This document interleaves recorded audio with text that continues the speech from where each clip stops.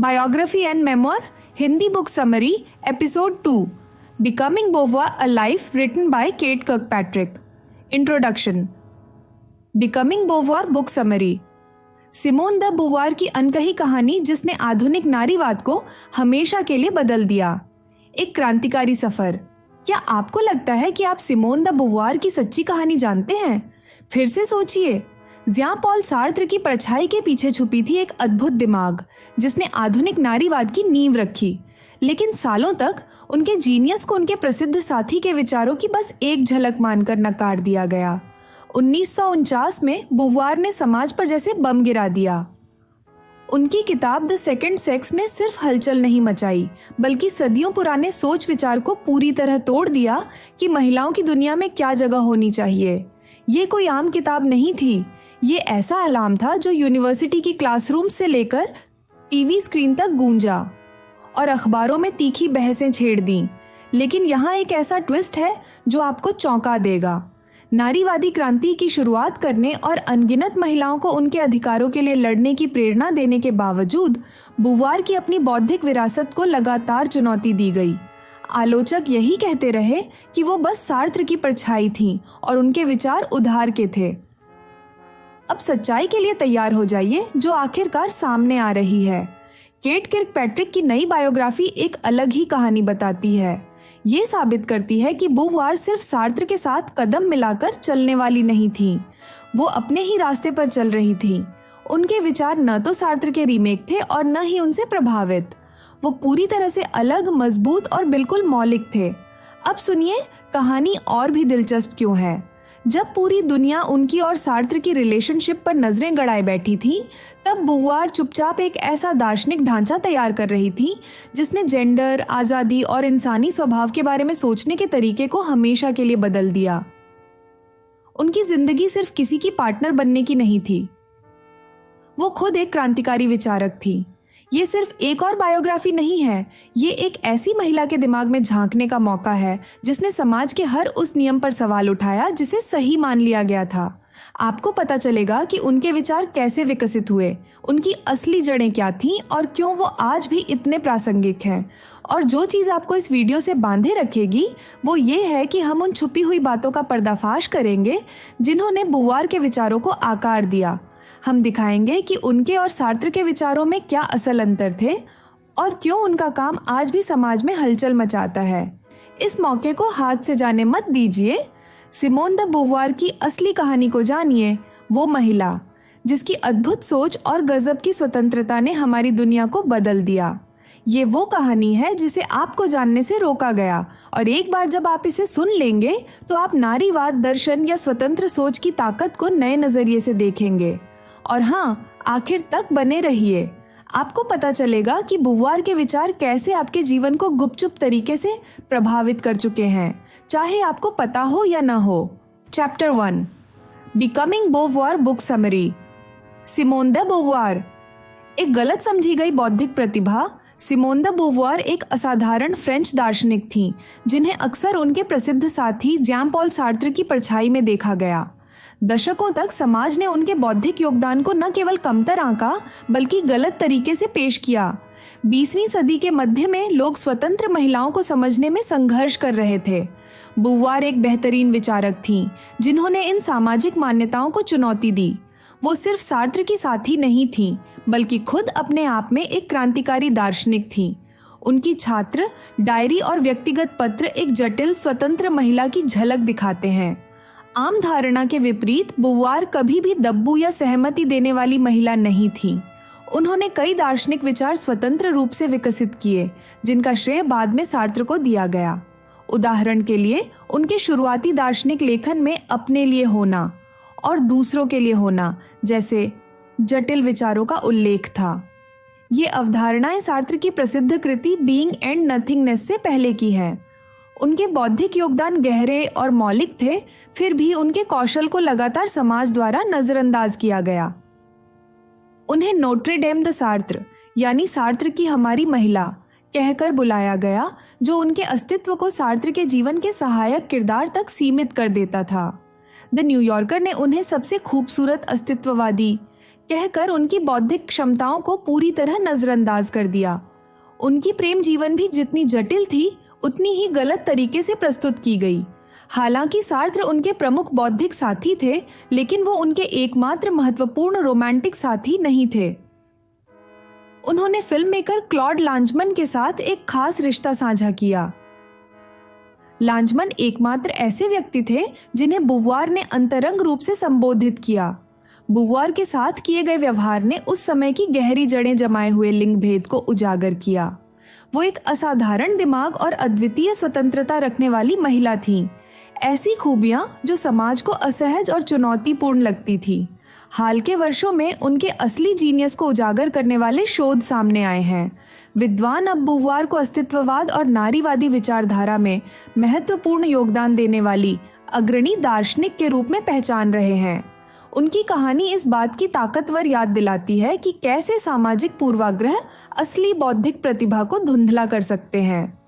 Simone de बुवार सिर्फ Sartre की साथी नहीं थी, वो एक क्रांतिकारी विचारक थीं, जिन्होंने अपने समय के बौद्धिक परिदृश्य को चुनौती दी। Chapter 2 becoming Beauvoir book summary. Simone de Beauvoir का शुरुआती जीवन, दर्शन की जड़ें।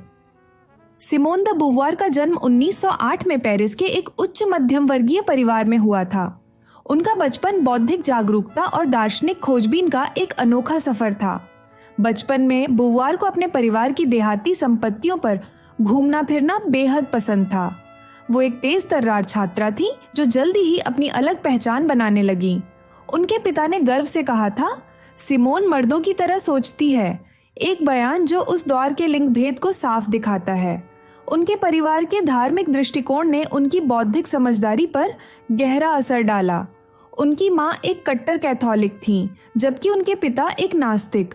ये दार्शनिक विभाजन उन्हें बचपन से ही अंतर और बहस की धारणा से परिचित कराता था। शुरुआत में बुवार धर्म में गहरी आस्था रखती थी। उन्होंने ईसाई मूल्यों के माध्यम से मानवीय समानता का शक्तिशाली विचार समझा। वो मानती थीं कि ईश्वर की नज़र में सभी आत्माएं समान हैं। समानता की यही शुरुआती समझ बाद में उनके नारीवादी दर्शन की नींव बनी। उनकी पढ़ाई लिखाई ने उनकी सोच पर गहरा प्रभाव डाला। महज 11 साल की उम्र में उन्होंने लुइसा में ऑलकॉट की किताब लिटिल वुमन पढ़ी, जिसने उन्हें गहराई से प्रभावित किया। जो मार्च का किरदार, जो अपनी खूबसूरती या पारंपरिक स्त्री गुणों के बजाय अपनी सीखने और लिखने की चाहत से परिभाषित थी, उनके दिल के बेहद करीब था। किताबों और अपने आसपास की चीजों से बुवार ने समाज की महिलाओं से जुड़ी उम्मीदों पर सवाल उठाना शुरू कर दिया। वो सोचती थी, क्यों महिलाओं से अपने सपने छोड़ने की उम्मीद की जाती है, जबकि पुरुषों को अपने लक्ष्य पूरा करने के लिए प्रोत्साहित किया जाता है। इसी आलोचनात्मक सोच ने उनके भविष्य के नारीवादी विचारों की बुनियाद रखी। बुवार का प्यार और रिश्तों को लेकर भी अलग नजरिया था। उनका मानना था कि सिर्फ वही प्यार मायने रखता है जो बौद्धिक समानता पर आधारित दोस्ती हो। उनके समय के लिए ये सोच बेहद क्रांतिकारी थी और पारंपरिक रोमांटिक विचारों को चुनौती देती थी। उनके बचपन के अनुभवों ने उन्हें एक क्रांतिकारी विचारक के रूप में ढाल दिया। उन्होंने पारंपरिक लिंग भूमिकाओं को नकारा और बौद्धिक और व्यक्तिगत स्वतंत्रता में विश्वास किया। उनके दर्शन की ये शुरुआती जड़ें बाद में उनके नारीवादी और अस्तित्ववादी लेखन के रूप में फलीभूत हुईं। बुवार का शुरुआती जीवन दिखाता है कि कैसे व्यक्तिगत अनुभव और आलोचनात्मक सोच गहरे दार्शनिक दृष्टिकोण को आकार दे सकते हैं। एक जिज्ञासु बच्ची से विश्व प्रसिद्ध दार्शनिक बनने तक का उनका सफर समाज के नियमों पर सवाल उठाने की ताकत का एक प्रेरणादायक उदाहरण है। चैप्टर 3 बिकमिंग बोवा बुक समरी। सिमोन द बुवार, आस्था से दर्शन तक का सफर। सिमोन द बुवार का शुरुआती जीवन गहरी धार्मिक आस्था से जुड़ा हुआ था। बचपन में वो सुबह सुबह उठकर प्राकृतिक दुनिया की खूबसूरती को निहारती, इसे ईश्वर की अद्भुत रचना मानती थीं। वो हफ्ते में 3 बार मास में जाती थीं और यहाँ तक कि एक समय नन बनने का भी विचार किया था। लेकिन किशोरावस्था में उनका यह आध्यात्मिक सफर बड़ा बदलाव लेकर आया। बुवार ने अपने आसपास की दुनिया में गहरे विरोधाभासों को देखना शुरू किया। उन्होंने मर्दों और औरतों के बीच सामाजिक अपेक्षाओं में बड़े अंतर को महसूस किया। उनके पारिवारिक जीवन ने उनकी सोच पर गहरा असर डाला। उनके पिता दिन भर मस्ती में, शराब पीते हुए और विवादास्पद गतिविधियों में समय बिताते थे। वहीं दूसरी ओर उनकी माँ घर को संभालने के लिए दिन रात मेहनत करती थी। इन अनुभवों ने ईश्वरीय न्याय की उनकी समझ को चुनौती दी। पेरिस के एक धार्मिक पुस्तकालय में हुई एक परेशान करने वाली घटना ने उनकी आस्था को और झकझोर दिया। वहां एक सहायक ने अनुचित तरीके से खुद को उनके सामने पेश किया। इस घटना के बाद बुवार के लिए एक दयालु और न्यायप्रिय ईश्वर पर विश्वास करना मुश्किल हो गया। उन्होंने दिव्य मार्गदर्शन के अस्तित्व पर सवाल उठाना शुरू कर दिया। 19 साल की उम्र तक बुवार उन विचारों को विकसित कर रही थी जिन्हें बाद में अस्तित्ववाद यानी एग्जिस्टेंशलिज्म से जोड़ा गया। उनका मानना था कि हमारे कर्म हमें परिभाषित करते हैं, न कि कोई पहले से तयशुदा ईश्वरीय योजना। ये उनके शुरुआती धार्मिक विश्वासों से बिल्कुल अलग सोच थी। दिलचस्प बात यह है कि पारंपरिक धार्मिक आस्था से दूर होते हुए भी बुवार ने एक भविष्य दृष्टा जैसी भावना बनाए रखी। उन्हें लगता था कि उनके पास दुनिया के लिए एक महत्वपूर्ण संदेश है। ये भावना बाइबल की कहानी में ईशायाह की याद दिलाती है, जिन्होंने स्वेच्छा से ईश्वर का संदेशवाहक बनने की पेशकश की थी। उनकी दार्शनिक यात्रा हमेशा अर्थ और समझ की तलाश से भरी रही। उन्होंने पहले से तयशुदा जीवन पथ को नकारा और व्यक्तिगत जिम्मेदारी और स्वतंत्र चुनाव को प्राथमिकता दी। ये दृष्टिकोण उनके बाद के दर्शन का मुख्य आधार बना। बुवार का आस्था से अस्तित्ववाद की ओर बढ़ना अचानक नहीं, बल्कि धीरे धीरे सवाल उठाने और आत्मचिंतन करने की प्रक्रिया थी। उनके अनुभवों ने उनके मानव अस्तित्व, स्वतंत्रता और व्यक्तिगत जिम्मेदारी के विचार को आकार दिया। उनकी कहानी इस बात को दर्शाती है कि व्यक्तिगत अनुभव कैसे गहरी दार्शनिक सोच को प्रेरित कर सकते हैं। बुवार ने अपनी शंकाओं और पर्यवेक्षणों को एक शक्तिशाली दार्शनिक दृष्टिकोण में बदला, जिसने सामाजिक मानदंडों को चुनौती दी और आने वाली पीढ़ियों को प्रेरित किया। Chapter 4 becoming Beauvoir. Book summary. Lourdes में सिमोन द बोवार का परिवर्तनकारी क्षण, गर्मी का मौसम, साल 1926। मात्र 18 साल की सिमोन द बोवार अपनी आंटी के साथ फ्रांस के प्रसिद्ध कैथोलिक तीर्थ स्थल लूर्द की यात्रा पर गईं। इस अनुभव ने उनके दर्शन और सोच को हमेशा के लिए बदल दिया। लूर्द में बोवार ने पहली बार गहरे मानवीय दुखों का सामना किया। वहां वो बीमार और कमजोर लोगों से घिरी हुई थीं, जो चमत्कारी इलाज की उम्मीद में आए थे। इस अनुभव ने उनके जीवन और व्यक्तिगत उद्देश्य की अब तक की समझ को गहराई से चुनौती दी। शुरुआत में इन बीमार लोगों को देखकर उन्हें अपने आरामदायक जीवन पर घिन और अपराध बोध महसूस हुआ। उन्हें अपनी बौद्धिक और भावनात्मक दूरी पर शर्मिंदगी हुई। एक पल के लिए उन्होंने सोचा कि क्या उन्हें अपना पूरा जीवन दूसरों के दुख को कम करने में समर्पित कर देना चाहिए। लेकिन जल्द ही बुवार को एहसास हुआ कि पूरी तरह से खुद को त्याग देना समाधान नहीं था। इसके बजाय उन्होंने एक संतुलित और सूक्ष्म दृष्टिकोण अपनाया। उन्होंने तय किया कि वो अपने जीवन को पूरी तरह से जिएंगी, लेकिन साथ ही दयालु और उदार भी बनी रहेंगी। उनकी सबसे महत्वपूर्ण समझ यह थी कि व्यक्तिगत स्वतंत्रता और दूसरों की सेवा के बीच संतुलन बनाना जरूरी है। बुवार का मानना था कि कोई अपनी पहचान और स्वतंत्रता को बनाए रखते हुए भी दूसरों की मदद के लिए गहराई से प्रतिबद्ध हो सकता है। उन्होंने महसूस किया कि खुद की पहचान को बचाए रखना दूसरों के लिए वास्तविक और सार्थक मदद करने के लिए आवश्यक है। इस अनुभव ने उनके दार्शनिक दृष्टिकोण को पूरी तरह बदल दिया। बुवार ने निष्कर्ष निकाला कि दर्शन केवल सैद्धांतिक सोच तक सीमित नहीं रह सकता, बल्कि इसे वास्तविक जीवन के अनुभवों से जुड़ना चाहिए। उनका मानना था कि बौद्धिक खोजों को मानव भावनाओं और वास्तविकताओं के साथ जोड़कर समझा जाना चाहिए। साहित्य उनके लिए बौद्धिक और भावनात्मक अनुभवों के बीच पुल का माध्यम बन गया। वो समझती थीं कि साहित्य इंसानी भावनाओं और दार्शनिक विचारों की जटिलता को एक साथ पकड़ सकता है।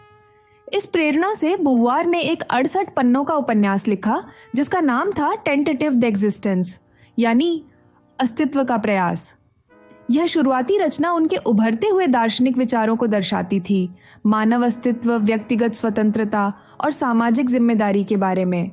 लूर्द में यह अनुभव दिखाता है कि कैसे एक क्षण किसी के दृष्टिकोण को गहराई से बदल सकता है।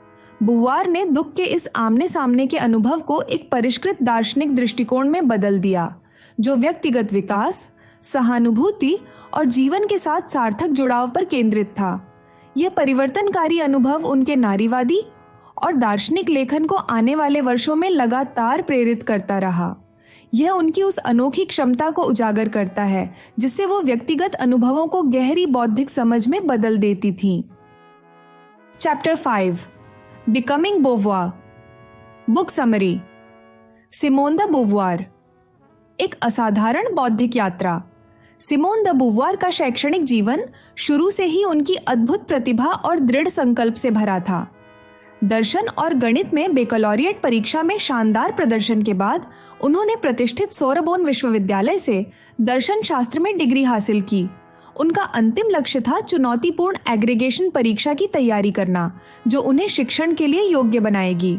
एकोल नॉर्माल सुपेरियर में पढ़ाई के दौरान बुवॉर की मुलाकात जीन पॉल सार्त्र से हुई। यह क्षण उनके व्यक्तिगत और बौद्धिक जीवन को गहराई से प्रभावित करने वाला था, लेकिन लोकप्रिय धारणा के विपरीत उनकी पहली मुलाकात किसी नाटकीय पहली नजर के प्यार जैसी नहीं थी। पहली बार जब वो मिले तो बुवॉर सार्त्र के दोस्त रेने म्यूह के प्यार में थी। सार्त्र ने उन पर कोई खास प्रभाव नहीं डाला। उन्होंने अपनी बहन से सार्त्र के बारे में कहा कि वह नाटे और बेहद बदसूरत हैं। मज़ेदार बात तो यह थी कि उन्होंने अपनी बहन को अपनी जगह सार्त्र से मिलने भेज दिया। उनका रिश्ता तब विकसित हुआ जब म्यूह एग्रीगेशन परीक्षा में असफल हो गए। बुवॉर ने पाया कि सार्त्र उनकी शुरुआती छवि से कहीं अधिक जटिल और दिलचस्प थे। शरारती और मजाकिया व्यक्तित्व के पीछे वे एक उदार और दर्शन पर गहरी चर्चाओं के प्रति जुनूनी व्यक्ति थे। जल्द ही उनका रिश्ता रोमांटिक और बौद्धिक साझेदारी में बदल गया।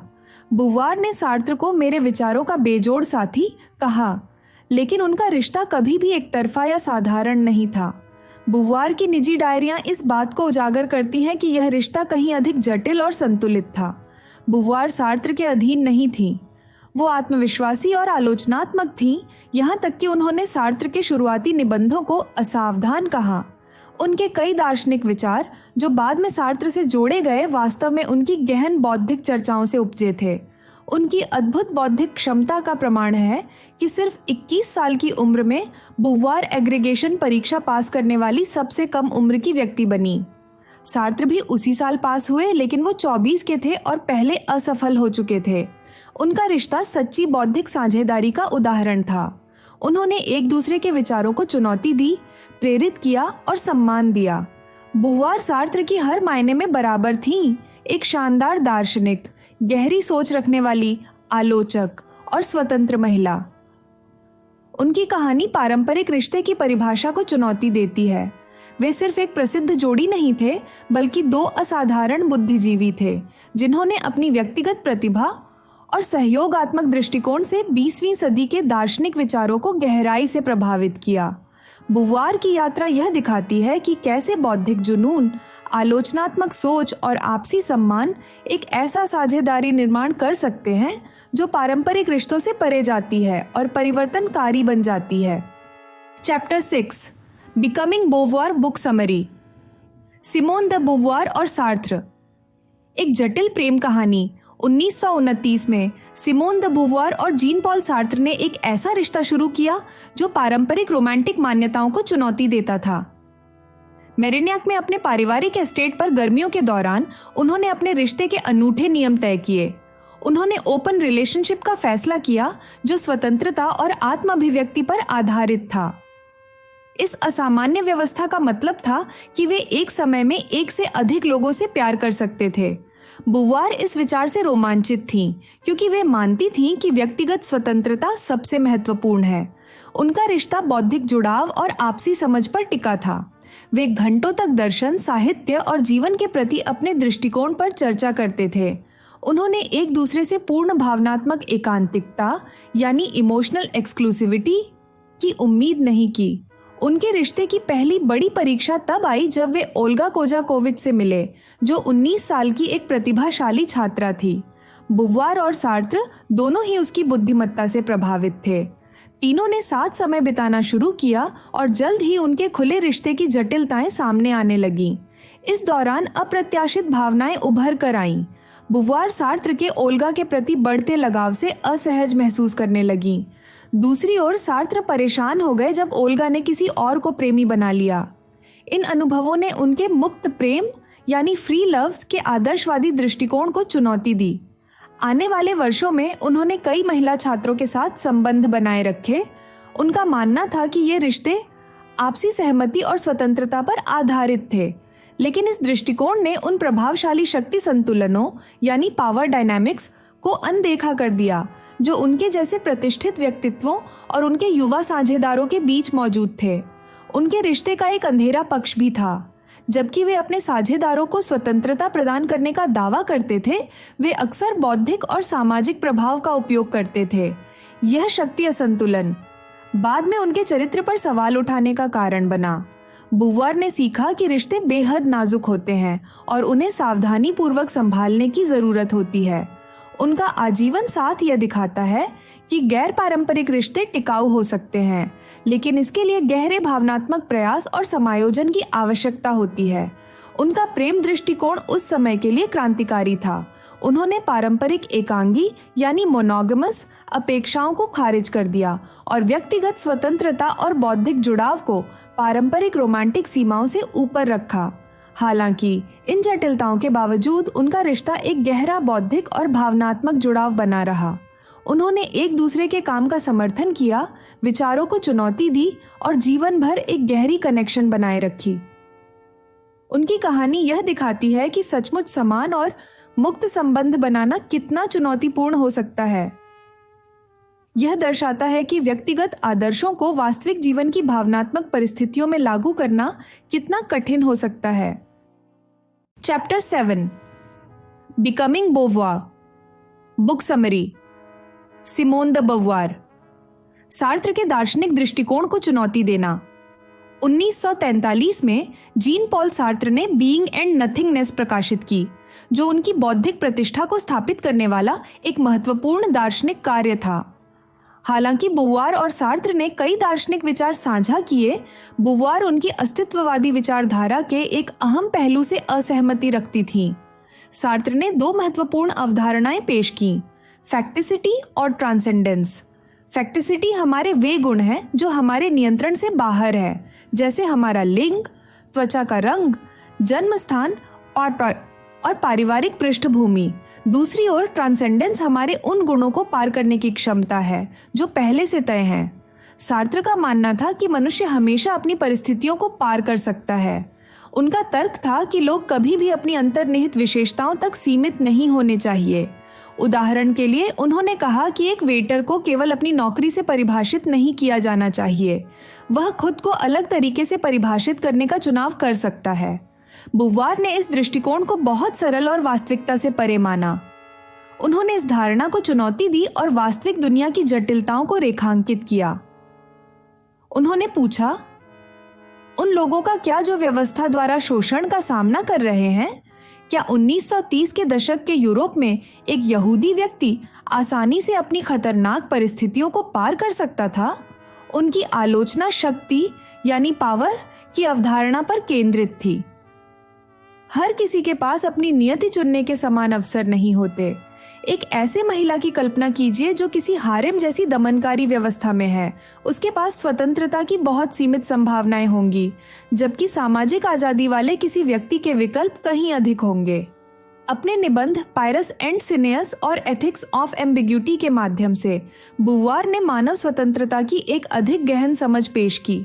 उन्होंने यह माना कि ट्रांसेंडेंस केवल एक व्यक्तिगत निर्णय नहीं है, बल्कि यह सामाजिक, राजनीतिक और आर्थिक संदर्भों पर भी निर्भर करता है। ये दार्शनिक असहमति उनके बाद के कार्यों की नींव बनी।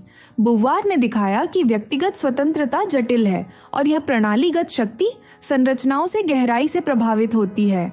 उन्होंने तर्क दिया कि सच्ची मुक्ति के लिए इन संरचनात्मक सीमाओं को पहचानना और उन्हें संबोधित करना जरूरी है। उनका यह दृष्टिकोण क्रांतिकारी था। उन्होंने अस्तित्ववाद में सामाजिक संदर्भ, लिंग और प्रणालीगत असमानता पर विचार जोड़े। बुवार ने दिखाया कि व्यक्तिगत स्वतंत्रता व्यापक सामाजिक वास्तविकताओं से गहराई से जुड़ी हुई है। यह बौद्धिक मतभेद दार्शनिक विचारों की गतिशील प्रकृति को दर्शाता है। बुवार ने केवल सार्त्र के विचारों को स्वीकार नहीं किया, बल्कि उनकी आलोचना करते हुए अपने खुद के गहन दार्शनिक दृष्टिकोण विकसित किए। उनका काम आज भी उन दार्शनिकों, नारीवादियों और सामाजिक सिद्धांतकारों को प्रेरित करता है जो व्यक्तिगत स्वतंत्रता और प्रणालीगत बाधाओं के जटिल रिश्ते को समझने की कोशिश करते हैं। Chapter 8 becoming Beauvoir book summary. Simone de Beauvoir. नैतिक स्वतंत्रता और जिम्मेदारी, सिमोन द बोवॉर का दर्शन जिंदगी को नैतिक रूप से समझने की उनकी गहरी कोशिश से जुड़ा है।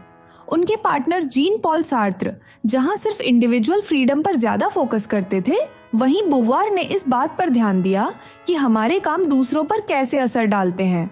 सार्त्र की किताब बनन और कुछ नहीं में नैतिक जीवन पर थोड़ी बहुत बातें तो थीं, लेकिन कोई साफ जवाब नहीं था।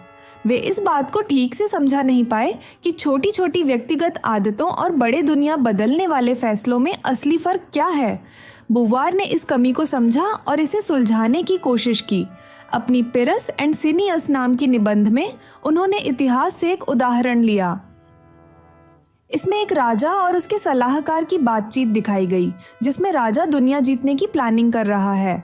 यहाँ उन्होंने दिखाया कि इंसान के फैसले कितने बड़े असर डाल सकते हैं। सार्त्र ने कहा था, हेल इज अदर पीपल, यानी दूसरों के साथ रहना दुखदाई है। लेकिन बोवॉर इससे बिल्कुल अलग सोचती थी। उनका मानना था कि इंसानों का आपस में जुड़ना बहुत जरूरी है। उनके हिसाब से अगर दुनिया में सह अस्तित्व न हो तो जिंदगी बेमानी हो जाएगी। बोवॉर ने एक क्रांतिकारी आइडिया पेश किया। व्यक्तिगत स्वतंत्रता को जिम्मेदारी के साथ जीना चाहिए। वे मानती थीं कि सिर्फ अपनी आज़ादी का पीछा करना काफ़ी नहीं है। हमारे फैसले ऐसा माहौल बनाते हैं जिसका दूसरों पर असर पड़ता है, इसलिए नैतिकता का ख्याल रखना बेहद ज़रूरी है। उनका ये नज़रिया एग्जिस्टेंशलिज्म के उस दौर की नाइहिलिस्टिक थिंकिंग, यानी जहां हर चीज़ बेमानी लगती थी, को चुनौती देता था। जहां सार्त्र ने सिर्फ इंसान के अकेलेपन और उसके एग्जिस्टेंशियल क्राइसिस पर जोर दिया, वहीं बोवॉर ने बातचीत में सोशल रिस्पॉन्सिबिलिटी और रिश्तों के असर को भी शामिल किया। बोवॉर की सोच बड़ी सरल लेकिन गहरी थी। उन्होंने कहा कि अपनी आज़ादी के लिए कोशिश करें, लेकिन साथ में ये भी देखें कि आपके फैसले दूसरों पर क्या असर डालते हैं। उन्होंने ये बताया कि किसी का भी काम पूरी तरह अकेला नहीं होता। उनकी सोच उस वक्त के लिए काफ़ी रेवोल्यूशनरी थी। उन्होंने एग्जिस्टेंशलिज्म में नारीवादी और मानवीय पहलू जोड़े और व्यक्तिगत अकेलेपन के बजाय सामूहिक अनुभवों पर जोर दिया। आज भी उनके काम से दार्शनिक, नैतिक चिंतक और समाज सुधारक प्रेरणा लेते हैं। उन्होंने व्यक्तिगत स्वतंत्रता और सामाजिक जिम्मेदारी को एक साथ जोड़कर इंसानी अस्तित्व को और ज्यादा जुड़ा हुआ और दयालु तरीके से समझाया। आखिरकार बोवॉर ने दिखाया कि असली आज़ादी सिर्फ अपने को आज़ाद करने में नहीं है, बल्कि दूसरों के साथ नैतिक और गहरे रिश्ते बनाने में है। उनकी सोच हमें याद दिलाती है कि हम सब एक साझा मानव अनुभव का हिस्सा हैं। Conclusion. Becoming Beauvoir book summary. Simone de Beauvoir एक गलत समझी गई दार्शनिक अग्रणी। कई दशकों तक सिमोन द बोवॉर के असाधारण बौद्धिक योगदान को अनदेखा किया गया। उन्हें अक्सर सिर्फ जीन पॉल सार्त्र की साथी के रूप में देखा गया, लेकिन हाल की खोजें उन्हें एक क्रांतिकारी दार्शनिक के रूप में सामने लाती हैं। बोवॉर की दार्शनिक यात्रा उनकी शुरुआती जिंदगी से शुरू हुई। उनका धार्मिक माहौल, परिवार की जटिलता और गहरा पढ़ाई का अनुभव उनके बौद्धिक विकास के प्रमुख स्तंभ थे। अपने समय के अन्य दार्शनिकों के विपरीत बोवॉर नैतिक जीवन जीने के सवाल पर गहराई से चिंतन करती थीं। उनके खास नजरिए की जड़ें उनके व्यक्तिगत अनुभवों में थीं। एक धार्मिक माँ और नास्तिक पिता के साथ पली बड़ी बोवॉर ने बचपन से ही दार्शनिक विरोधाभासों को समझना और उनसे जूझना सीखा। ये शुरुआती अनुभव उन्हें स्थापित मान्यताओं को सवाल करने और गहराई से सोचने की ओर ले गए। जहां सार्त्र ने व्यक्तिगत आज़ादी पर फोकस किया, वहीं बोवॉर ने इससे ज़्यादा व्यापक दार्शनिक दृष्टिकोण विकसित किया। उनका मानना था कि व्यक्तिगत स्वतंत्रता को सामाजिक जिम्मेदारी के साथ संतुलित करना चाहिए।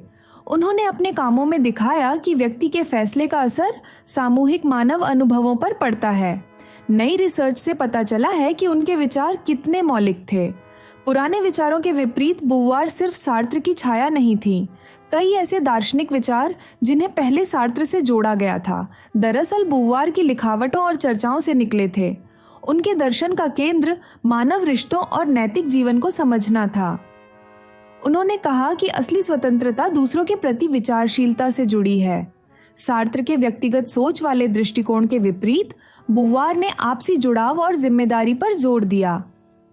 उनका रोमांटिक जीवन भी जटिल और गलत समझा गया। सार्त्र के साथ उनका खुला रिश्ता पारंपरिक रोमांटिक मान्यताओं को चुनौती देता था। उन्होंने कई महत्वपूर्ण रिश्ते बनाए जो उनके व्यक्तिगत स्वतंत्रता और भावनात्मक जटिलता में विश्वास को दर्शाते थे। उनका काम आज भी दार्शनिकों, नारीवादियों और सामाजिक विचारकों को प्रेरित करता है। बुवार ने दिखाया कि व्यक्तिगत अनुभव दार्शनिक समझ को कैसे आकार देते हैं। उनके लिए दर्शन कोई सूखा सैद्धांतिक विचार नहीं था, बल्कि मानव अनुभव का एक जीवंत व्यावहारिक अन्वेषण था। अपनी लिखावटों के जरिए बुवार ने समाज की उम्मीदों और दार्शनिक परंपराओं को चुनौती दी। उन्होंने मानव अस्तित्व को समझने के लिए एक ज्यादा समावेशी और करुणामय दृष्टिकोण पेश किया। उनकी विरासत हमें आलोचनात्मक सोच और बौद्धिक साहस की ताकत का एहसास कराती है। बुवार का जीवन और काम हमें याद दिलाते हैं कि असली समझ स्थापित मान्यताओं को चुनौती देने और जटिलता को अपनाने से आती है। वे बौद्धिक स्वतंत्रता और दार्शनिक नवाचार का प्रतीक बनी रहती हैं।